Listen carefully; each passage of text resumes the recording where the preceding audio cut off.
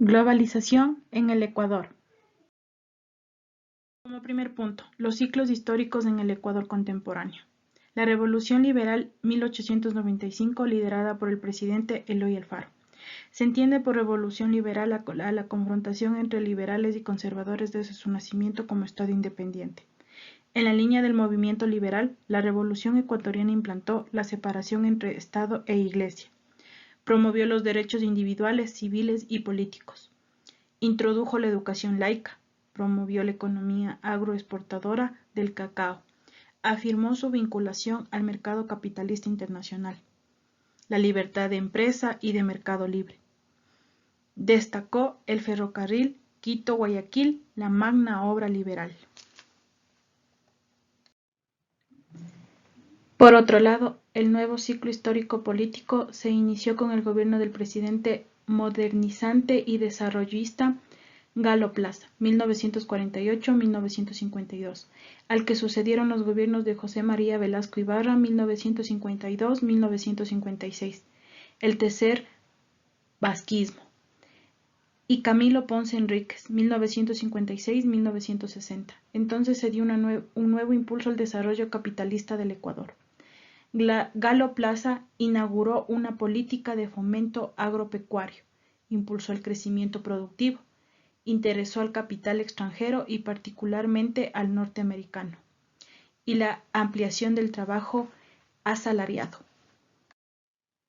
Las estrategias de los Estados Unidos llevó a un programa económico ligado al de Alianza para el Progreso, ALPRO, y en parte a la visión estructuralista de la CEPAL, Comisión Económica para América Latina. La Junta introdujo la planificación económica estatal, impulsó grandes obras públicas y creó una serie de empresas del Estado. Impulsó la industrialización sustitutiva de importaciones. En 1967 se anunció el descubrimiento de grandes reservas de petróleo en la Amazonía ecuatoriana. A su vez, el Ecuador es un país de bajo desarrollo relativo en América Latina, con un ingreso por habitante equivalente al 43% del promedio latinoamericano, y una sociedad históricamente caracterizada por profundas inequidades sociales, étnicas y regionales. Los programas de ajuste estructural y promocional de exportaciones aplicados a partir de 1982 no han logrado superar el estancamiento económico. Por el contrario, su costo social, en términos de incremento de la desigualdad social y persistencia de la pobreza y el desempleo estructural, ha sido elevado. Este panorama se vio agravado por la crisis iniciada hacia 1998, cuando la convergencia de tres eventos negativos conllevó un pronunciado deterioro económico, una crisis social y un levantamiento popular que condujo a la salida del presidente Maguad. Los antecedentes fueron las inundaciones provocadas por el fenómeno del Niño, el colapso de los precios del petróleo, principal producto ecuatoriano de exportación, en 1998 y 1999, y la crisis financiera internacional iniciada en el sudeste asiático en 1997.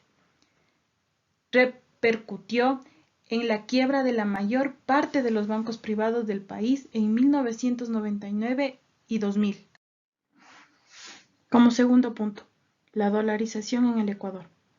En enero del 2000, en medio de un profundo crisis económico, el gobierno de Maguad decretó la dolarización de la economía, convirtiendo al Ecuador en el primer país latinoamericano que eliminaba su moneda nacional.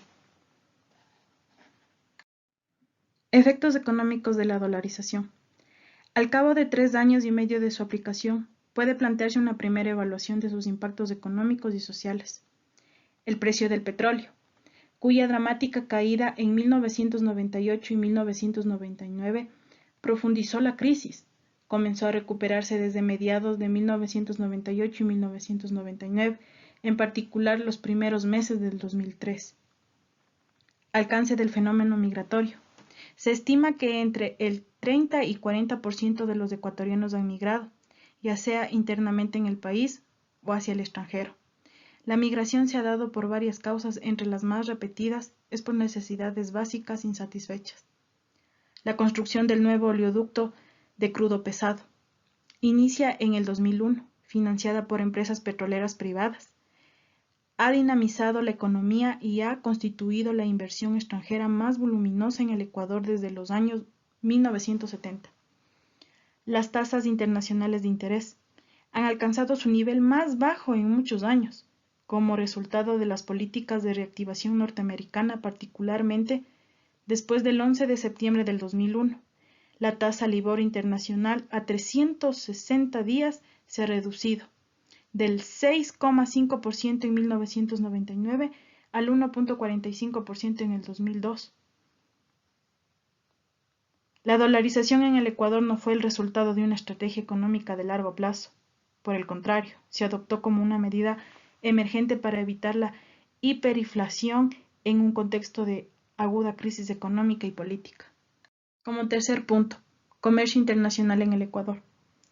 Las perspectivas de crecimiento y de diversificación de las exportaciones no petroleras son limitadas. Si la inflación ecuatoriana continúa siendo superior a la internacional, el panorama se tomará más difícil.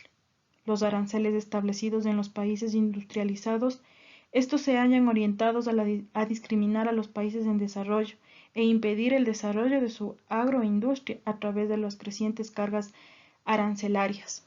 De hecho, los países pequeños son discriminados. Pagan más aranceles a Estados Unidos o Europa que lo que pagan los países más grandes. Lo que exporta Ecuador. El petróleo tiene un significado especial para la economía nacional, sea cuando sus precios internacionales bajan como cuando suben. Inclina la balanza de pagos y sacude el presupuesto nacional, del cual constituye el 40% aproximadamente. El banano es un producto agrícola tradicional que tiene un reconocimiento internacional debido a su alta calidad. Se cultiva en una forma intensiva a lo largo del año. El sector bananero está representado tanto por los grandes empresarios como los pequeños productores. La producción bananera tuvieron que enfrentar desafíos como la competencia con otros países productores de banano a nivel internacional, el condicionamiento de los mercados tradicionales, junto con la dificultad de acceder a nuevos mercados, los problemas de imagen internacional. El proceso productivo en el sector bananero influye la tecnología y altamente extensivo en la mano de obra. Sus diferencias se dan en torno a las técnicas de control de plagas o modalidades de transporte interno. Producción de flores. Es una forma de producción intensiva tanto en capital como en la mano de obra. Se caracteriza por los altos niveles de desarrollo tecnológico con un mercado mundial dinámico, en el cual la flora ecuatoriana tiene un posicionamiento sólido. Por ende, la expectativa de un rápido retorno de la inversión, principalmente en el sector de la sierra, crearon demasiadas empresas de las cuales no resistieron el progreso competitivo, ya que hubo una sobreproducción y sobreoferta. Cuarto punto. Inversión social y pobreza. Pese a la austeridad fiscal, el pago de la deuda externa e interna y otros factores han conducido a una virtud asfixiante de las finanzas públicas, particularmente severa a partir del 2002. El problema de la baja inversión social se combina con la persistencia de los altos niveles de pobreza. Las perspectivas para el crecimiento económico futuro se ven limitadas. La sociedad ecuatoriana ha sido afectada desde el periodo colonial por la pobreza masiva y grandes desigualdades sociales, étnicas, regionales y de género.